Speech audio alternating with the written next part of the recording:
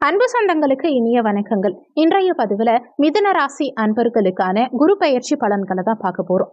நவகிரகங்களில் மிக முக்கியமான பவர்ஃபுல்லான பிரதான கிரகமான குரு பகவான் இப்போ காலபுருஷ தத்துவத்தின்படி முதல் வீடான மேஷ மனையிலிருந்து வரக்கூடிய 2024 ஆண்டு மே 1 அதாவது சித்திரை 18 மதியம் 12:59 மணிக்கு காலபுருஷ தத்துவத்தின்படி 2வது வீடான ரிஷப மனைக்கு பெயர்ச்சியாக இருக்கார். இங்கிருந்து குரு பகவான் தன்னுடைய பஞ்சம பார்வையா 5ஆம் பார்வையா கன்னி ராசியையும் தன்னுடைய 7ஆம் பார்வையா சமசப்தம பார்வையா விருச்சக மனையையும் தன்னுடைய பாக்கிய பார்வையா 9ஆம் பார்வையா மகர மனையையும் பார்க்கிறார். இதுவரைக்கும் கிருத்திகை 1ஆம் பாதத்துல இருந்த குரு பகவான் இப்போ ரிஷப ராசியில இருக்கும் கிருத்திகை 2ஆம் பாதத்துக்கு பெயர்ச்சியாக இருக்கார். இந்த குரு பகவானுடைய பெயர்ச்சி உங்களுக்கு என்ன மாதிரியான பலன்களை கொடுக்க போகுதுங்கிறத இந்த பதிவுல நம்ம பார்க்கலாம். இந்த குரு பகவான் உங்களுக்கு கொடுக்கக்கூடிய சாதக பாதகங்கள் என்னென்ன, எந்தெந்த விஷயங்களை இந்த காலகட்டத்துல நீங்க செய்யலாம்,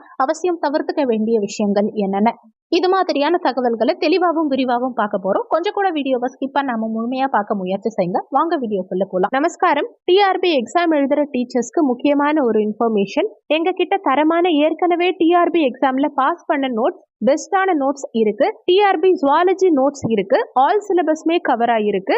எல்லா சிலபஸ்க்கும் வித் கொஸ்டின் பேங்கோட எங்க கிட்ட நோட்ஸ் இருக்கு. Educational psychology and general knowledge நோட்ஸும் சேர்ந்தே கிடைக்கும். தேவைப்படுறவங்க கீழே கொடுக்கப்பட்டிருக்க கான்டாக்ட் நம்பருக்கு வாட்ஸ்அப் பண்ணுங்க. முக்கிய குறிப்பு, ஜுவாலஜி டீச்சர்ஸ் மட்டும் கால் பண்ணுங்க. மிதுன ராசியை பொறுத்த வரைக்கும் மிருகசிரிஷம் 3-4 பாதங்கள், திருவாதிரை 1-2-3-4 பாதங்கள், புனர்பூசம் 1-2-3 பாதத்தை உள்ளடக்கியது மிதுன ராசி. மிதுன ராசிக்கு அதிபதி புதன் பகவான். மிதுன ராசியை பொறுத்த வரைக்கும் உங்களுக்கு கலத்தர ஸ்தானாதிபதியும் கர்ம தொழில் ஸ்தானாதிபதியுமான குரு பகவான் இந்த காலகட்டத்துல விரயமோட்ச ஸ்தானமான 12ஆம் பாவகத்துல சஞ்சாரம் செய்ய போறார். ரிஷப மனையில சுக்கிரனுடைய வீட்டுல குரு பகவான் இந்த காலகட்டத்துல சஞ்சாரம் செய்ய போறார். குரு பகவான் விரயமோட்ச ஸ்தானத்துல இருந்து தன்னுடைய பஞ்சம பார்வையா சுகத்தாயார் ஸ்தானமான 4ஆம் பாவகத்தையும் அதே மாதிரி தன்னுடைய சமசப்தம பார்வையா ருணரோக சத்ருஸ்தானமான 6ஆம் பாவகத்தையும் தன்னுடைய பாக்கிய பார்வையா அஷ்டமஸ்தானமான 8ஆம் பாவகத்தையும் பார்வை செய்ய இருக்கார்.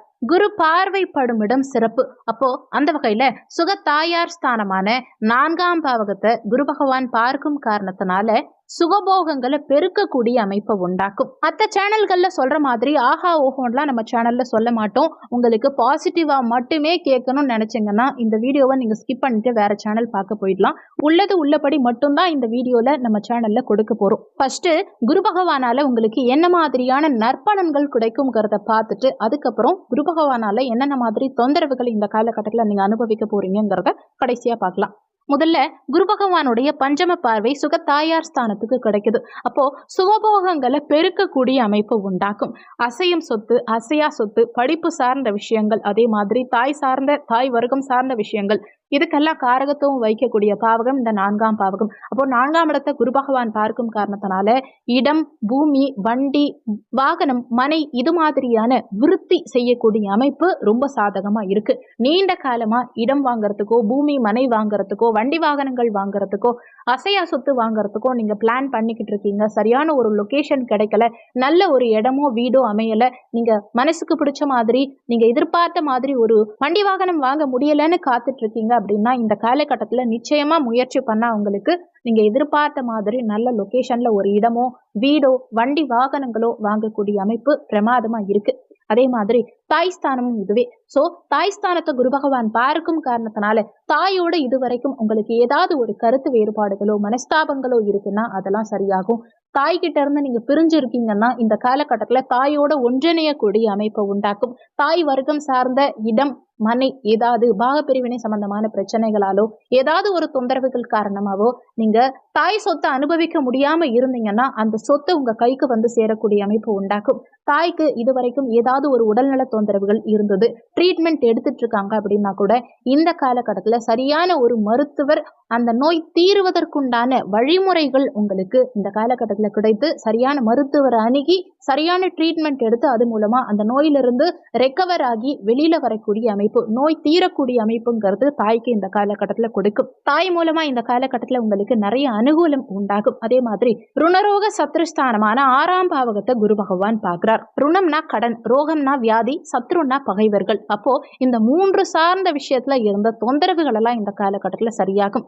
ருணம், கடன் சார்ந்த விஷயங்கள் இந்த காலகட்டத்தில் உங்களுக்கு சாதகமா இருக்கும். நீண்ட நாட்களா நீங்க லோன் கட்டிட்டு இருக்கீங்க, இல்லைன்னா வாங்கின கடனை அடைக்க முடியாம அதுக்கு சரியான ஒரு பணம் ஃபினான்ஷியல் வைஸ் உங்களுக்கு இல்லாம இருக்கு அப்படின்னா இந்த காலகட்டத்தில் முயற்சி எடுத்தீங்கன்னா வாங்கிய கடனை அடைக்கிறதுக்கு உண்டான வழிமுறைகள் உங்களுக்கு பிறக்கும். முழுமையா கடனை அடைக்க முடியலன்னா கூட முக்காவாசி கடனையாவது அடைக்கிறதுக்கு உண்டான வழிமுறைகள் இந்த காலகட்டத்தில் உங்களுக்கு பிறக்கும். அதே மாதிரி கடன் கேட்டீங்கன்னா நிச்சயமா கடன் கிடைக்கும். தொழிலை அபிவிருத்தி செய்யறதுக்காகவோ அல்லது புதிய தொழில் தொடங்குறதுக்காகவோ இல்ல வீடு கட்டுறதுக்காகவோ இடம் வாங்குறதுக்காகவோ சுப விஷயங்களுக்காக நீங்க கடன் கேட்கறீங்கன்னா நிச்சயமா உங்களுக்கு கடன் கிடைக்கும். லோன் அப்ளை பண்ணீங்கன்னா லோன் கிடைக்கும். அதே மாதிரி உடல் நலத்துல இதுவரைக்கும் இருந்த தொந்தரவுகள் சரியாகிறதுக்கு உண்டான அமைப்பை உண்டாக்கும். ரோகஸ்தானம், இது ரோகஸ்தானத்தை குரு பகவான் பார்க்கும் காரணத்தினால ரோகங்கள் சரியாகும். நோய் தாக்கங்கள் இந்த காலகட்டத்துல விலகும். உங்க நோயுடைய தீவிரம் குறையும். நல்ல ட்ரீட்மெண்ட் எடுத்து உங்க நோய் தாக்கம்ங்கிறது இந்த காலகட்டத்தில் குறையும். அதே மாதிரி மறைமுக எதிரிகளுடைய தொந்தரவுகள் இதுவரைக்கும் நீங்க அதிகமா ஃபேஸ் பண்ணீங்க.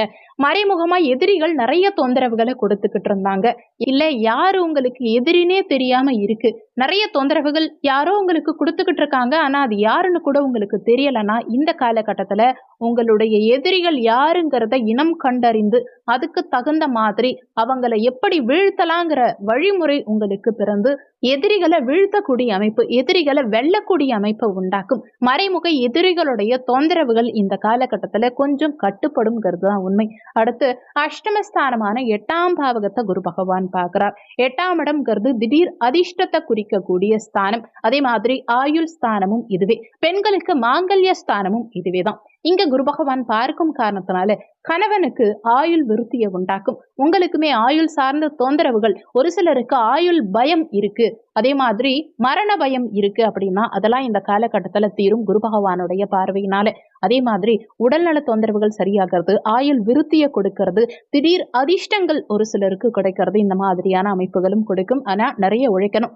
உழைக்காம எதுவும் உங்களுக்கு கைக்கு தேடி வராது. உழைச்சிங்கன்னா அதுக்கு ஏற்ற ஊதியம் உங்களுக்கு கிடைக்கும். இப்போ களத்திர ஸ்தானாதிபதியாகவும் கர்ம தொழில் ஸ்தானாதிபதியாகவும் இருந்து குரு பகவான் 12ல மறையும் போது என்ன மாதிரி தொந்தரவுகள் கொடுப்பாருங்கிறத பார்க்கலாம். பொதுவா மங்கள காரகன் குரு பகவான் தான். மங்கள நிகழ்ச்சிகள், விசேஷங்கள், சுபகாரியங்கள் செய்யற முக்கியமான கிரகம் குரு பகவான் தான். அவர் போய் 12ல மறையும் போது சுபகாரியங்கள் செய்யறதுல தடங்கல்களை உண்டாகும். நிறைய பேருக்கு இந்த காலகட்டத்துல இறை நம்பிக்கையே கொஞ்சம் குறையறதுக்கு வாய்ப்புகள் உண்டு. நிஜமாவே சாமி எல்லாம் உண்மைதானா, இறைவனை நம்பலாமா அப்படிங்கிற ஒரு மைண்ட் செட் கூட ஒரு சிலருக்கு இந்த காலகட்டத்துல வரலாம். இறை நம்பிக்கையும் மத நம்பிக்கையும் ஒரு சிலருக்கு இந்த காலகட்டத்துல குறையறதுக்கு வாய்ப்புகள் உண்டு. அதே மாதிரி ஒரு சில நேரங்கள்ல மத்தவங்க பயப்படக்கூடிய, மத்தவங்க யோசிக்கக்கூடிய செயல்களை கூட ஒரு சிலர் துணிச்சலா செய்வீங்க. முறையற்ற சில விஷயங்கள்ல ஈடுபடுறதுக்கும் வாய்ப்புகள் இருக்கு. அதனால முடிஞ்ச வரைக்கும் தேவையில்லாத விஷயங்கள்ல தலையிடாதீங்க. கெட்ட சேர்க்கை, கெட்ட சகவாசங்கள் இதெல்லாம் உங்களுக்கு நிறைய அவமானங்களை உண்டாக்கும்ங்கிறதுனால நண்பர்களை பார்த்து தேர்ந்தெடுங்க. யாருக்கிட்டையும் அவ்வளோ சீக்கிரத்துல ஃப்ரெண்ட்ஷிப் வச்சுக்காதீங்க. குறிப்பா எதிர்பாலினத்தவர்கிட்ட ரொம்பவும் கவனமா இருங்க.